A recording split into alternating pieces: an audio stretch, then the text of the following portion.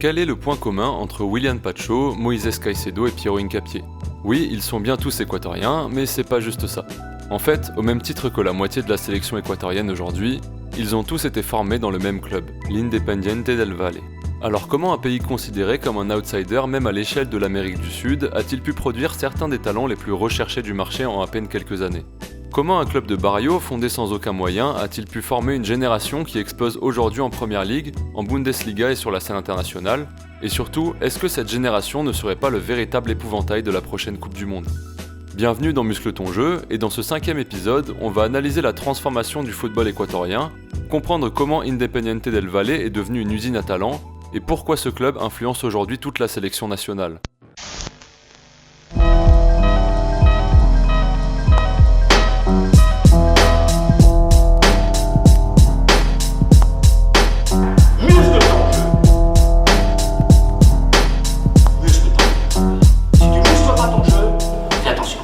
Pour comprendre la montée fulgurante de l'Équateur, il faut d'abord revenir à la base. Le football arrive dans le pays au début du XXe siècle, importé par les écoles britanniques et les clubs sociaux des grandes villes comme Guayaquil et Quito. Pendant des décennies, le sport reste surtout local et désorganisé, avec des compétitions régionales plus importantes que le championnat national. Mais le vrai cœur du football équatorien, celui qui forme les joueurs depuis toujours, c'est les barrios. Des quartiers populaires où chaque parc, chaque terrain poussiéreux devient un terrain d'entraînement improvisé. On y joue du matin au soir sur des terrains cabossés, souvent sans arbitre et avec une intensité incroyable. Le foot de barrio, c'est un mélange de créativité, de contacts rugueux et de compétitivité permanente. C'est là que naissent les premiers instincts des joueurs équatoriens, les dribbles courts, la résistance au duel et l'énergie brute. Et puis, il y a un autre élément unique, l'altitude. Quito, la capitale, est perchée à 2800 mètres au-dessus du niveau de la mer. À cette hauteur, l'air devient un adversaire supplémentaire, et pour les joueurs équatoriens qui grandissent et s'entraînent là-haut, c'est comme une salle hyperbare naturelle. L'endurance se renforce, la capacité à répéter les efforts explose. Par contre, pour les équipes qui viennent du niveau de la mer, c'est un véritable enfer. Résultat, pendant longtemps, le football équatorien a été reconnaissable entre tous, un jeu puissant, explosif, basé sur les transitions rapides, sur l'impact physique et sur l'intuition plus que sur la tactique. Pendant longtemps, l'Équateur a pensé que son identité suffirait. Un football basé sur le physique et le talent brut venu des barrios, en plus de l'avantage unique de jouer à presque 300 mètres d'altitude. À Quito, même les grandes nations souffraient, et ça donnait parfois l'illusion que l'Équateur pouvait rivaliser avec les meilleurs. Mais après les années 2000, cette illusion elle disparaît. Le niveau du football mondial monte, les équipes se structurent, les tactiques évoluent, et l'Équateur stagne tout seul dans son coin. Les éliminatoires de Coupe du Monde deviennent un miroir brutal. Loin de Quito, l'équipe s'effondre très souvent. L'exemple le plus parlant, c'est la campagne pour la Coupe du Monde 2010. À domicile, dans l'altitude de Quito, l'Équateur est une forteresse. Seulement 6 petits buts encaissés en 9 matchs. Mais à l'extérieur, le contraste est violent. Sur le même nombre de rencontres, l'équipe en encaisse 24 et manque donc la qualification. Le pays voit alors un problème qu'il avait longtemps repoussé. Son équipe est physiquement impressionnante, oui, mais tactiquement en retard. En 2015, après les scandales de corruption qui emportent sa direction, la FEF est forcée de se moderniser. Elle réécrit ses statuts, se restructure, s'ouvre au financement FIFA et lance une stratégie ambitieuse. Le plan Ecuador 3-0. L'objectif, professionnaliser la formation, bâtir des centres techniques, encadrer les jeunes et hisser le pays au niveau tactique du football moderne. D'abord, on voit l'arrivée d'entraîneurs étrangers, surtout argentins, qui amènent une nouvelle culture. Une culture de pressing coordonné, de blocs compacts et de transitions maîtrisées. Gustavo Alfaro, qui récupère la sélection en 2020, ne révolutionne pas l'attaque, mais il structure l'équipe comme jamais auparavant. C'est lui qui impose une sélection plus compacte, mieux organisée, capable de défendre en bloc médian et de répéter les efforts intelligemment. Il transforme une équipe instinctive en une équipe de tueurs disciplinés. Ensuite, les clubs commencent à évoluer eux aussi. Ils comprennent que pour exporter des joueurs et rivaliser en Copa Libertadores, il faut former différemment. Plus de vidéos, plus de préparation mentale et plus de structure tactique. Et parmi eux, un club prend une avance monstrueuse. Un club qui va faire rentrer l'Équateur dans une nouvelle ère, l'Independiente del Valle. L'IDV est fondé en 1958 dans la banlieue de Quito, à Sangolquí. Pendant plusieurs décennies, c'est juste un club amateur de barrio, comme tellement d'autres en Équateur. Aucun budget, aucune infrastructure et surtout aucun trophée. Le tournant arrive en 2007, quand le club est racheté par Michel Deller, un entrepreneur équatorien obsédé par l'idée de créer la meilleure académie du pays. Il a voyagé, observé l'Athletic Bilbao, les clubs mexicains et il a surtout pris une claque après sa visite de la Masia et de l'Académie de l'Ajax. Il en revient avec une conclusion. Si l'Équateur veut progresser, il doit produire ses propres joueurs, mais pas n'importe comment. Il faut une méthode scientifique, des éducateurs formés, des installations modernes et une structure cohérente du football U12 jusqu'au professionnel. C'est comme ça que naît le Proyecto IDV, un centre d'entraînement ouvert en 2014, construit au milieu des champs et transformé en ce qui deviendra plus tard la meilleure académie d'Amérique du Sud. Les joueurs y vivent, y étudient, y mangent et y dorment. L'Independiente impose un double parcours. École le matin, foot l'après-midi. Le club est fier de dire qu'il ne forme pas seulement des footballeurs, mais des individus complets, techniquement, physiquement et mentalement, capables de s'adapter au football moderne, y compris en Europe où les exigences sont très différentes de celles du championnat équatorien. La structure mise en place est révolutionnaire pour le pays. Chaque catégorie joue avec le même système, les mêmes principes de jeu et les mêmes rôles. On y apprend le pressing coordonné, la prise d'information, le positionnement et le jeu vertical. Et quand un joueur change de catégorie, il connaît déjà tout comme à la Masia.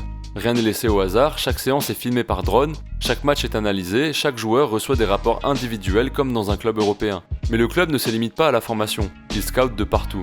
Pas uniquement dans les académies, mais dans les barrios, les ligues provinciales et les tournois scolaires. William Pacho, par exemple, est repéré à 15 ans alors qu'il jouait en Segunda Categoria dans un petit club sans ressources. Mais là où IDV change vraiment le football équatorien, c'est dans sa capacité à gagner. En 2016, ils atteignent la finale de la Copa Libertadores avec une équipe composée majoritairement de joueurs formés au club. En 2019 puis 2022, ils remportent la Copa Sudamericana, l'équivalent de la Ligue Europa en Amérique du Sud. Un club sans histoire qui bat les géants sud-américains sans jamais renier son identité. Et surtout en gardant l'académie au centre du projet, car quand ils gagnent un titre, c'est toujours avec des gamins entre 18 et 20 ans dans le 11 de départ. Leur académie est surnommée la fabrique des rêves et c'est pas un hasard. Aujourd'hui, la moitié de la sélection équatorienne est passée par IDV. No, la verdad, conozco a Piero, a Moy, a Realpe, que lo conozco de muy chico, de Quindé. Si la sélection joue mieux, si elle est mieux organisée et si elle s'adapte plus facilement aux exigences du football moderne, c'est parce que ces joueurs ont été formés dans un environnement professionnel bien avant de rejoindre l'équipe A. En fait, IDV ne forme pas seulement des joueurs, elle forme des habitudes, pressing, discipline, prise de décision rapide et intelligence sans ballon. Ce sont exactement les qualités qui manquaient à l'Équateur pendant des décennies, et c'est aussi les qualités que recherchent aujourd'hui les clubs européens. Mais c'est seulement récemment, avec l'explosion de joueurs comme Caicedo ou Pacho, qu'on comprend comment ce petit club de barrio a pu changer le destin d'un pays entier. Mais en parlant de l'intégration de ces joueurs en Europe, comment est-ce qu'ils ont été repérés à la base ? Car l'Équateur n'est pas vraiment un pays que les clubs européens surveillent. Le continent sud-américain est dominé par le Brésil, l'Argentine et l'Uruguay. C'est là que se trouvent les grands centres de formation, les gros transferts et les scouts en mission chaque semaine. Mais ce déséquilibre crée une opportunité.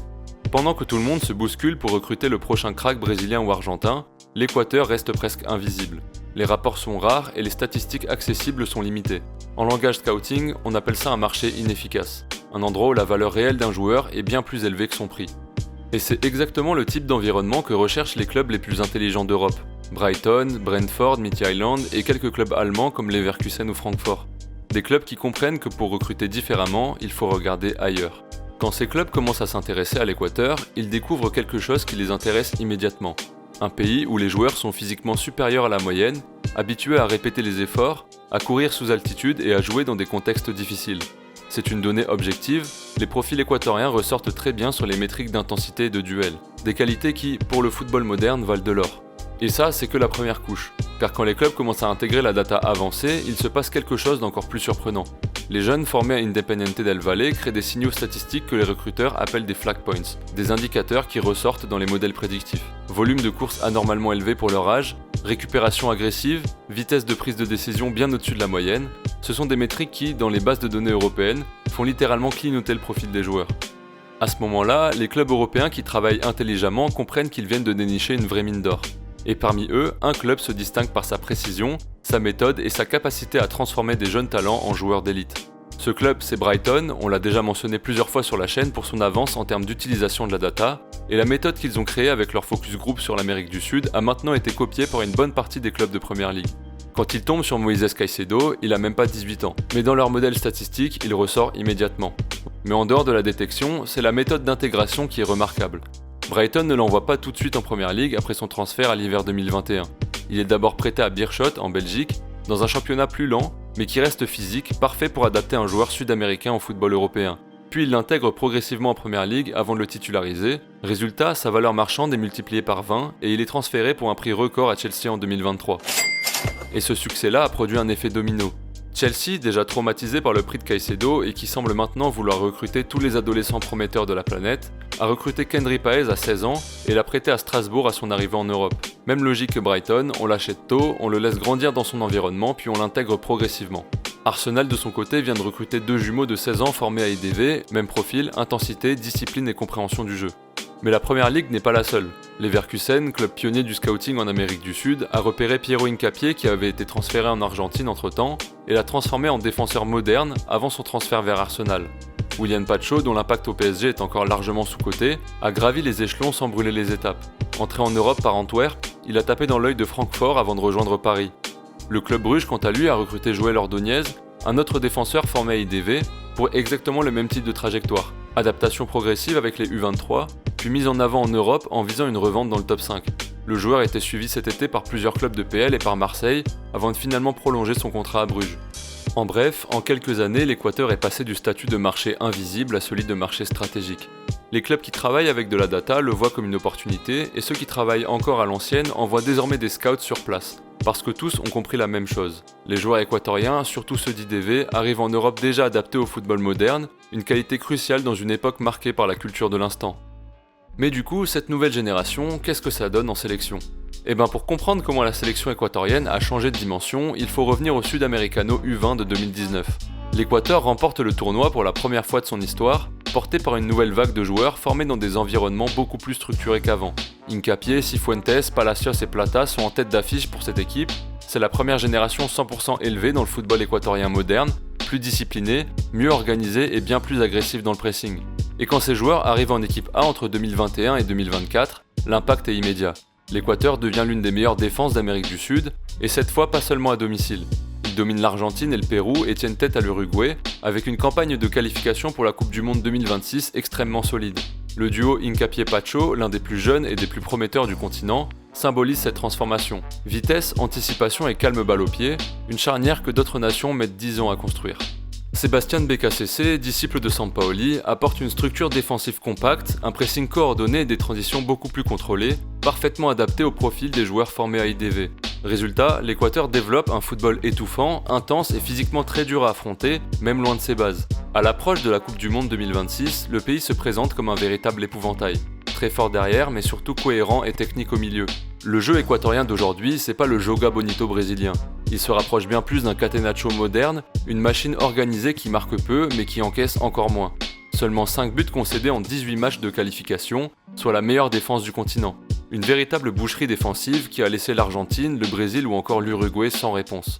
La présence de cette équipe dans le groupe E, aux côtés de l'Allemagne et de la Côte d'Ivoire, contribue à en faire l'un des groupes les plus relevés de cette édition, et l'opposition des styles avec la Mannschaft de Nagelsmann promet d'être très intéressante tactiquement. Cette nouvelle génération du football équatorien n'en est encore qu'à ses débuts. Elle a découvert le très haut niveau en 2022, mais elle n'a clairement pas l'intention de s'arrêter là. Ces joueurs ont goûté à la Coupe du Monde, à la pression et aux grands matchs, et aujourd'hui ils ont faim. Faim d'aller plus loin, faim de sortir des groupes et de jouer enfin un 8e de finale. À l'approche de 2026, l'Équateur n'avance plus comme un invité surprise, mais comme une équipe qui sait exactement ce qu'elle veut et qui, en grande partie grâce à IDV, a enfin les armes pour y parvenir. Et vous, c'est quoi votre pronostic pour cette équipe ? Dites-le moi en commentaire et n'hésitez pas à mettre un like sur cette vidéo et vous abonner à la chaîne, ça m'aide énormément pour le référencement.